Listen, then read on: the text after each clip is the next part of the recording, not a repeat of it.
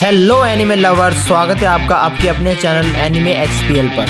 अब तक हमने देखा हेडमास्टर वॉलबर्ग अपने मास्टर की डेड बॉडी के साथ लड़ते हैं, जिसे इनोसेंट जीरो का एक साथी कंट्रोल कर रहा होता है और तब वो अपने मास्टर को हराने में कामयाब हो जाते हैं। और यहाँ सैल्वर अपनी छड़ी की पावर को जगा देता है, पर हम देखते हैं मैश अपने दिमाग का यूज करके उसे हरा देता है। और अब आगे हमें यह बताया जाता है कि रियो और शॉन को ईस्टर्न एकेडमी पहुंचने में 2 एपिसोड लग गए, पर आखिरकार वो ईस्टर्न एकेडमी पहुंच ही गए। और तब हम लोग देखते हैं इनोसेंट जीरो के मैजिक की वजह से शॉन वहीं स्टॉप हो जाता है। तो रियो कहता है कि यहाँ पर किसी ने टाइम को स्टॉप कर दिया है, और यहाँ आसपास देखकर लग रहा है कि जिसके पास भी लो मैजिक पावर है वो सभी लोग रुक चुके हैं। और तब वो आगे बढ़ते हुए सोचता है, मैं उम्मीद करता हूँ कि मैच बिल्कुल ठीक होगा।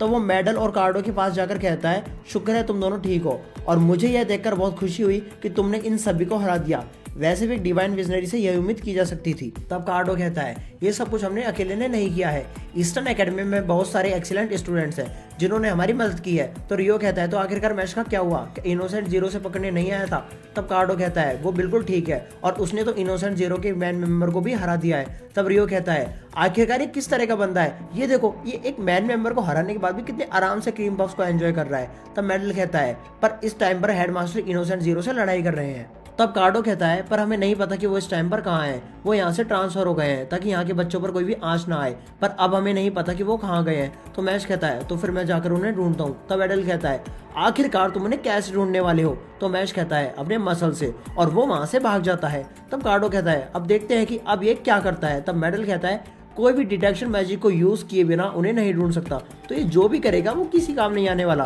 पर अब मैं सबसे पहले इस बंदे के साथ इन्वेस्टिगेशन करता हूँ और इनोसेंट जीरो के बारे में सारा कुछ पता लगाता हूँ। और तब हम देखते हैं जैसे मेडल सैल्वर के पास जाता है और उस पर हमला करने लगता है, तभी हम देखते हैं उसके आसपास एक प्रोटेक्शन शील्ड आ जाती है और वो वहां से ट्रांसपोर्ट हो जाता है। और तब मैक्रोन कहता है, ये पूरी तरह से बेहोश है, जिसका मतलब यह खुद मैजिक को यूज नहीं कर सकता, तो इसका मतलब इनोसेंट जीरो का कोई साथी अभी भी यहीं घूम रहा है। तो रियो कहता है, तो इसका मतलब हम यहाँ पर ऐसे केयरलेसली नहीं घूम सकते, और अगर हमने ये एरिया छोड़ा तो इन स्टूडेंट्स की जान खतरे में आ सकती है। तब कार्डो डॉट और लैन से कहता है, हमें नहीं पता कि कब क्या हो जाए, तो इसलिए सभी लोग अपने अपने आसपास ध्यान रखो। और इसी के साथ वो ये भी सोचता है कि मुझे माफ कर देना हेडमास्टर कि हम लोग आपकी मदद करने के लिए वहां पर नहीं आ पा रहे हैं, पर मुझे पूरा यकीन है कि आप समझेंगे कि हम नोबलिस ऑब्लिक का पालन कर रहे हैं, और मुझे पूरा यकीन है कि आप भी यही करते। तो रियो सोचता है, नोबलिस ऑब्लिक के अकॉर्डिंग स्ट्रॉन्ग लोगों को कमजोर लोगों की मदद करनी चाहिए, तो इसलिए हेडमास्टर अगर कमजोर होंगे तो मैं उनकी मदद करने जरूर जाऊंगा, तो इसलिए मैं जल्दी से जल्दी उन्हें ढूंढो, क्योंकि मेरे अलावा सिर्फ तुम ही हो जो बहुत ज्यादा इनक्रेडिबल हो। तो यहाँ इनोसेंट जीरो सोचता है, 10 सालों में पहली बार मैंने आज स्पेस सेक्रीफाइस देखा है, तुम अभी भी बहुत ज्यादा खतरनाक हो वॉलबर्ग। तब हेडमास्टर कहते हैं, तो अब तुम्हारी बारी है इनोसेंट जीरो। और तब वो अपने मास्टर को याद करके सोचते हैं, मास्टर अब सब कुछ मेरे हवाले छोड़ दीजिए, मैं नोब्लिक्स ऑब्लिक का पूरा पालन करूंगा। तब इनोसेंट जीरो फिर से टाइम को रोकने वाला मैजिक कर देता है, पर हेडमास्टर अपने स्पेस मैजिक को यूज करके वहां से ट्रांसफर होके उसके पीछे आ जाते हैं और उस पर हमला कर देते हैं। पर हम देखते हैं इनोसेंट जीरो भी उस हमले से बच जाता है और उनके पीछे चला जाता है। तब हेडमास्टर सोचते हैं, आखिरकार इसने टाइम को मैनिपुलेट कब किया, और तब इनोसेंट जीरो हेडमास्टर के हाथ पर टाइम मैजिक का यूज करता है, जिससे हम देखते हैं उनका हाथ और मुंह का एक साइड बहुत ज्यादा एज्ड हो जाता है। और तब हेडमास्टर सोचते हैं, इसने ओपनिंग्स का फायदा उठाया है और ये अपने पावरफुल मैजिक को बहुत जल्दी जल्दी यूज कर रहा है, और सच में ये पहले से बहुत ज्यादा ताकतवर हो चुका है, तो अगर ऐसी बात है तो मैं यहाँ के सारे स्पेस को काट दूंगा। और तब हम देखते हैं हेडमास्टर अपने मैजिक से बार बार स्पेस को काटने लगते हैं और सोचते हैं, अगर मुझे इसे इसके प्राइम मैजिक को यूज करने से रोकना है तो मुझे ये बार बार करना ही होगा। और तब हम देखते हैं वो अपने मैजिक को बार बार यूज करते बहुत ज्यादा थक चुके होते हैं। तब इनोसेंट जीरो कहता है, मुझे हराने के लिए तुम्हें इससे कुछ ज्यादा करना होगा। तब हेडमास्टर सोचते हैं, आखिरकार कब ये मेरे हमले से बच गया और कैसे उसने मेरे हमला करने से पहले टाइम को रोक दिया। और तब इनोसेंट जीरो फिर से हेडमास्टर के हाथ पर टाइम मैजिक से हमला कर देता है, जिससे कि बहुत फट जाता है। तब इनोसेंट जीरो कहता है, इसका कोई फायदा नहीं है, क्योंकि हम दोनों के मैजिक में बहुत ज्यादा गैप है, मैं सिर्फ अपने लिए जीता हूँ और मैं खुद के लिए कुछ भी सेक्रीफाइस कर सकता हूँ, पर तुम दूसरों के लिए जीते हो और खुद को कभी भी प्रायोरिटाइज नहीं करते हो। जिन ह्यूमंस के पास ईगो नहीं होती है वो कमजोर होते हैं, और तुम्हारी ये हालत इसलिए है क्योंकि तुम हमेशा से लोगों को बचाते आए हो।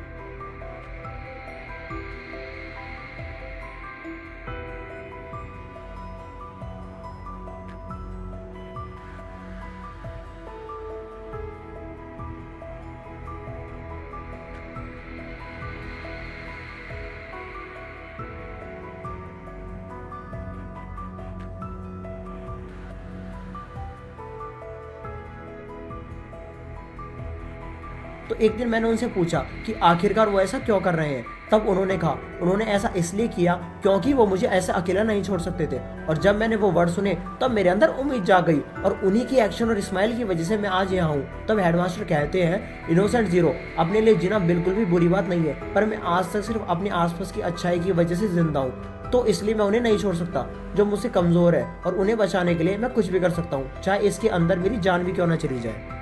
और तब वो अपने मैजिक को बढ़ाने लगते हैं। तब इनोसेंट जीरो कहता है क्या सच में यह इसे यहाँ पर यूज करने वाला है। ट्रिपल लाइनर्स में भी कुछ ही लोग हैं जो कि अपने सारे मैजिक को यूज कर सकते हैं। और तब हम देखते हैं हेडमास्टर अपनी सबसे हाईएस्ट स्पेल को यूज करते हैं, जिससे कि वो दोनों स्पेस में पहुंच जाते हैं और वहां पर उनकी जादुई छड़ी की ट्रू फॉर्म एक्टिवेट हो जाती है। तब इनोसेंट जीरो सोचता है थर्ड स्पेल्स गॉड की पावर को एक्टिवेट करती है, जो कि जादुई छड़ी में प्रेजेंट होती है। वॉल्वर, तुम्हारी पावर सचमुच बिल्कुल नहीं बदली है। तब हेडमास्टर कहते हैं तुम्हें पक्का पता ही होगा कि मेरी जादुई छड़ी यूरेनस की पावर है, जिससे कोई भी नहीं बच सकता। तब इनोसेंट जीरो कहता है आखिरकार तुम्हारी हिम्मत कैसी हुई। और जैसे ही वो अपने मैजिक को यूज करने लगता है तब हम देखते हैं उसका मैजिक कहीं और ट्रांसपोर्ट हो जाता है। तब हेडमास्टर कहते हैं ये बिल्कुल बेकार है, क्योंकि यहाँ पर तुम जो भी मैजिक यूज करोगे वो कहीं और ट्रांसपोर्ट हो जाएगा और तुम यहाँ से कहीं भी भाग नहीं सकते। तब इनोसेंट जीरो कहता है आखिरकार तुम मुझे हराने के लिए कितना आगे बढ़ सकते हो।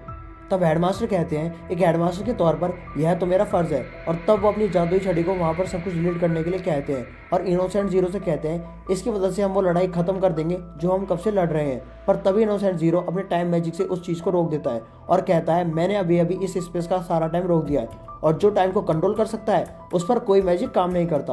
और तुम तो तभी हार गए थे वॉल्वर जब तुमने मेरे अगेंस्ट लड़ने का डिसाइड किया था, और अब एक पुराने दोस्त होने के नाते मैं तुम्हें जल्द से जल्द तुम्हारी कब्र तक भेज दूंगा।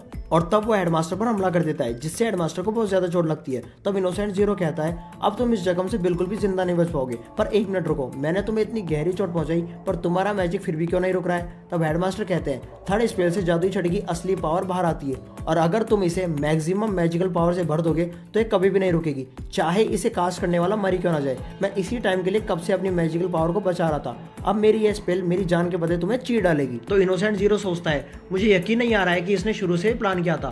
तो हेडमास्टर सोचते हैं मैंने अभी भी अपनी ड्यूटीज को पूरा नहीं किया है, मैं हमेशा से देख रहा था कि किस तरह कुछ अच्छे बच्चे अपने फ्रेंड्स की फ्यूचर को बचाने के लिए बहुत कोशिश कर रहे हैं। एक स्टूडेंट जो कि अपनी छोटी बहन को बचाने के लिए इस दुनिया के रूल्स को भी चेंज करने के लिए तैयार है। एक सच्चे दिल का बच्चा जो कि डिवाइन विजनरी बनना चाहता है ताकि वो अपने दोस्तों को बचा सके और अपने फादर के साथ खुशी खुशी रह सके।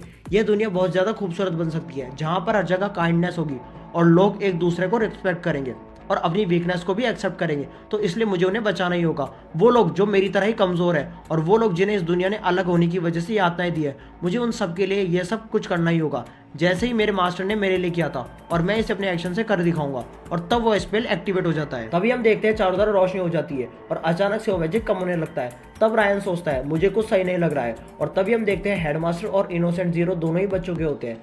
तब हेडमास्टर सोचते हैं क्या स्पेल एक्टिवेट नहीं हुई, क्या सच में इसने टाइम को रिवर्स कर दिया, पर आखिरकार ये हुआ कैसे। और तब इनोसेंट जीरो फिर से हेडमास्टर पर हमला कर देता है और तब हेडमास्टर उसके अटैक को रोकने लगते हैं, पर हम देखते हैं फिर भी उसका मैजिक हेडमास्टर को छू जाता है, जिससे उनकी छड़ी नीचे गिर जाती है। और तभी इनोसेंट जीरो उन्हें पकड़ लेता है और कहता है तुम सच में बहुत ज्यादा स्ट्रांग हो, पर मैं तुमसे भी ज्यादा ताकतवर बनूंगा, मैं बस अपने लिए जीता हूँ, तो इसलिए तुम मेरे से आगे कभी नहीं निकल पाओगे। तो चलो आओ मैं तुम्हें इस बात का प्रूफ दिखाता हूँ। और तब वो हेडमास्टर के सिर पर एक डैगर रख देता है। तब हेडमास्टर सोचते हैं ये तकदीर भी कितनी बुरी चीज है, लगता है मास्टर और मेरे सपने यही खत्म हो जाएंगे।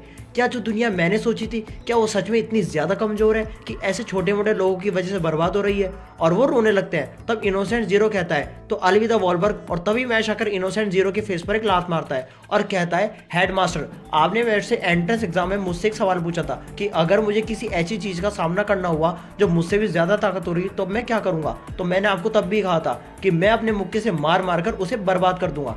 एंड गाइस इसी के साथ ये एपिसोड यहीं पर ही एंड हो जाता है। तो दोस्तों आपको ये वीडियो कैसे लगी कमेंट करके बताएं, और अगर वीडियो अच्छी लगी हो तो लाइक एंड शेयर करें, और अगर आप हमारे चैनल पे नए हैं तो हमारे चैनल एनीमे एक्सपीएल को सब्सक्राइब करें।